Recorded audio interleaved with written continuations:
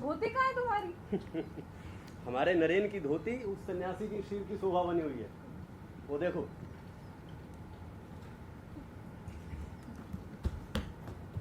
जिस सन्यासी को एक मुट्ठी भर भात देने से काम चल जाता, उसे ये बीले इतनी सुंदर धोती दे बैठा। और ये क्या, आप हंस रहे हैं? आपको मालूम भी है ये धोती कितने की थी? क्या बहुत मूल्यवान थी। और नहीं तो क्या, इसीलिए तो दान कर दी। अच्छा, और यदि इसके हाथ में सोने के कंगन होते तो क्या वह उसे भी उस सन्यासी को दान कर देता? ये मेरे विचार से तो कर ही देता।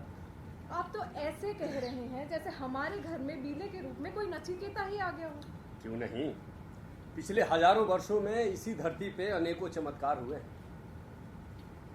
आप तो कभी कभी मेरी बातों को ऐसे हवा में ही उड़ा देते हैं। श्रीमती भुवनेश्वरी देवी, अपने पास पर्याप्त धन है, उससे और धोतियां मंगवा दो। दान करने के लिए? अरे नहीं, पहनने के लिए। दान ही तो किया है, चोरी तो नहीं की। तुम भी दान करती हो, मैं भी दान करता हूँ। तुम भली प्रकार जानते हो कि मैं चिंतित क्यों हूँ।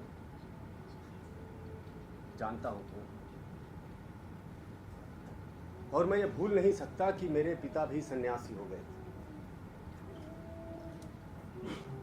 तो तुम ये चाहते हो कि तुम्हारा पुत्र भी सन्यासी हो जाए? आवश्यक तो नहीं सन्यासियों का सत्कार करने वाला प्रत्येक व्यक्ति सन्यासी हो जाए। देखिए, मैं तो केवल इतना चाहती हूँ कि हमारा पुत्र सन्यासी ना बने। उसके लिए जो आवश्यक हो वही करो। ठीक, तुम उदास ना हो, सब ठीक। स्वामी, क्या नाम है बाबा? नरेंद्र नाथ दत्त। नरेंद्र,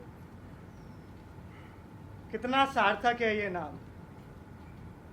नरों में इंद्र, अर्थात मनुष्य का राजा। तो तुम ही हो इस घर के स्वामी? नहीं, बाबा हैं। परंतु मेरे लिए तो तुम ही स्वामी हो। मैं? पर मैं कैसे? और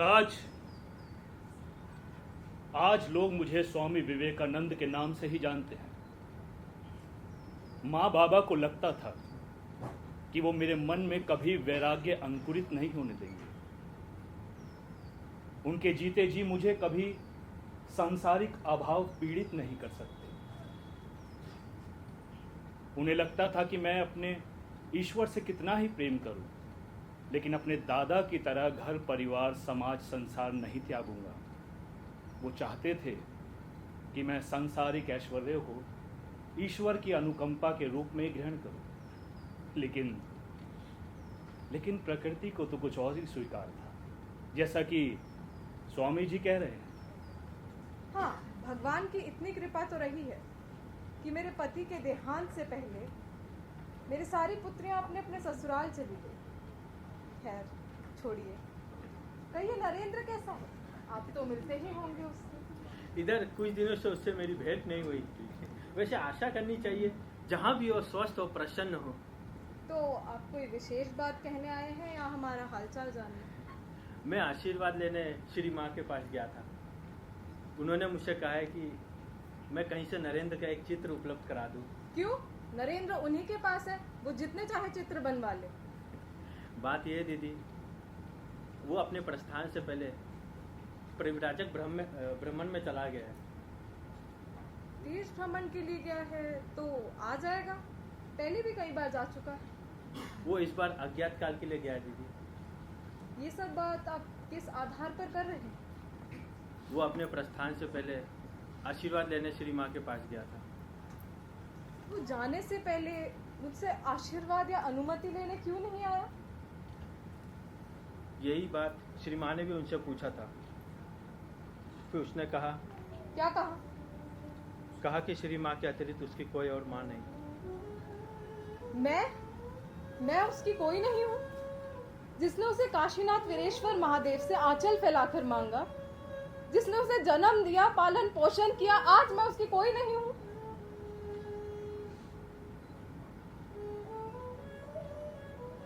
वो अपने सारे रिश्ते नाते तोड़कर केवल ईश्वर के मार्ग पर चलने वाले साधकों को ही अपना संबंधी मानता है। और साधना के मार्ग में गुरु और गुरु पत्नी का महत्व तो आप जानती है।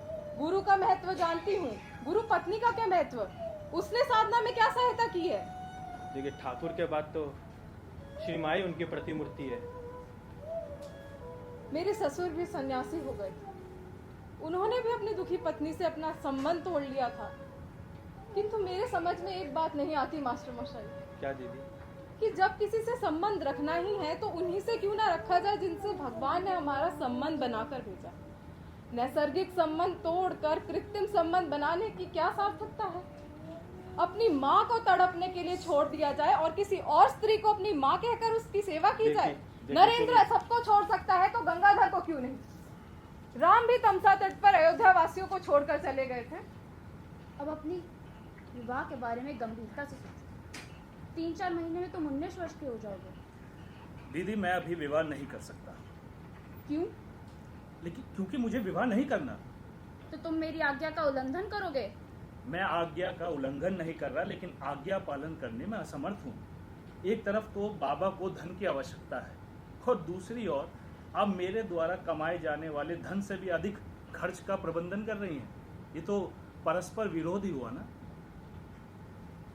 जीवन तो है ही परस्पर विरोधी बातों का नाम। हम सब चाहते हैं कि तुम कमाओ ताकि तुम्हारा विवाह हो सके, और तुम कह रहे हो कि तुम विवाह नहीं करना चाहते। हाँ, मैं विवाह नहीं करना चाहता।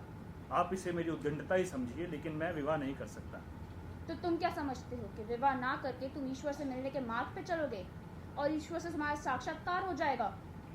दीदी, अगर किसी भी युग में ईश्वर का साक्षात्कार संभव था तो इस युग में भी होना चाहिए। मेरा विचार तो ये है कि तुम और लोगों की तरह ईश्वर को भी मानते रहो और अपने सामाजिक दायित्व का निर्वाह भी करते रहो। अर्थात विवाह कर लूं, यही ना? अरे हाँ भाई, इस संसार में असंख्य लोग विवाह करते हैं, तो तुम्हारे विवाह कर लेने से ईश्वर को क्या आपत्ति होगी। वरन गृहस्थ आश्रम के विधि विधान भी तो ईश्वर ने ही बनाए हैं। और फिर मुझे तो नहीं लगता कि ईश्वर को किसी ने देखा भी है। हाँ, पुराणों में कुछ कपोल कल्पनाओं की कहानियां अवश्य हैं। अगर उसे किसी ने देखा ही नहीं तो ये व्यर्थ का अंधविश्वास पालने का क्या लाभ। दीदी, मान्यता तो ये है कि ईश्वर हर जगह है, हर कण में है, हर स्थान पर है। एक बात बताइए, क्या आप कभी ऐसे पुत्र की कल्पना कर सकती हैं कि जिसने अपने पिता को कभी ना देखा हो और जब उसे पता चले कि उसके पिता उसके आसपास कहीं मौजूद है तो अपने पिता से मिलने का, उनको वापस घर लाने का प्रयास न करे। ये तो संभव नहीं है। अगर वो एक पिता है, अगर वो एक बेटा है तो अपने पिता को घर लाने का प्रयास ज़रूर करेगा। लेकिन मैं तो देख रहा हूँ कि यहाँ पे परम पिता परमेश्वर के सभी ऐसे पुत्र हैं जो अपने पिता को ढूंढने का प्रयास ही नहीं करते। और आप चाहती हैं मैं भी वैसा ही हो जाऊँ? मैं ऐसा नहीं हो सकता। नरेंद्र, ठहरो नरेंद्र। मैं कब से भीतर से तुम दोनों की बातें सुन रही हूँ। तुम लोग इसे इतना परेशान क्यों कर रहे हो? ये पढ़ना चाहता है तो इसे पढ़ने क्यों नहीं देते? माँ, यदि आपके बेले का विवाह जल्दी नहीं हुआ तो वो भी दादाजी के समान सन्यासी का रूप धारण करके चला जाएगा और फिर हम भी उसे खोजते खोजते ही मर जाएंगे। लगता है तू ठीक ही कह रही है। शैशव से ही वह पूजा पाठ, दान धर्म, साधना उपासना की ओर आकर्षित रहा है। गाएगा तो भजन, जाएगा तो समाज सेवा के लिए। इस विषय में मैं नहीं, तू ही ठीक कह रही है। तेरे बाबा ठीक ही कर रहे हैं उसकी शादी की बात चलाकर।